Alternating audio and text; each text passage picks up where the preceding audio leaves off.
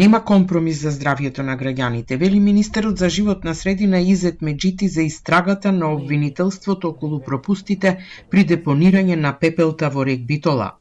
Откако основното јавно обвинителство ќе ги направи сите проверки, дали се запазени прописите за заштита на животната средина при одлагање на пепелта во рек, дали било предизвикано загадување и дали било загрозено здравјето на граѓаните, ќе донесе одлука како понатаму ќе постапува за овој предмет. Меджити вели, никој нема да биде над законот.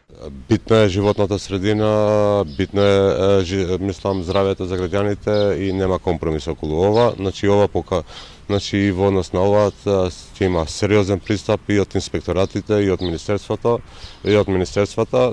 Значи, пораката е дека никој не е над законот. Од РЕК вчера соопштија дека по налог на инспекторатот веќе е отстраниле непокриената пепел, а од 25 април ќе почне да се одлага според прописите.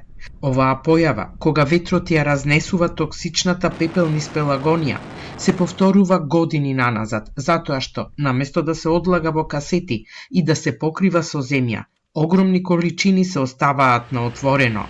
Пред 7 години, основното јавно обвинителство во Битола поднесе обвинение против поранешен генерален директор во РЕК за загадување на животната средина, затоа што во март 2017 на депонија имало огромни количини непокриена пепел, а директорот ги игнорирал барањата на вработените да се обезбеди потребната механизација за прописно одлагање.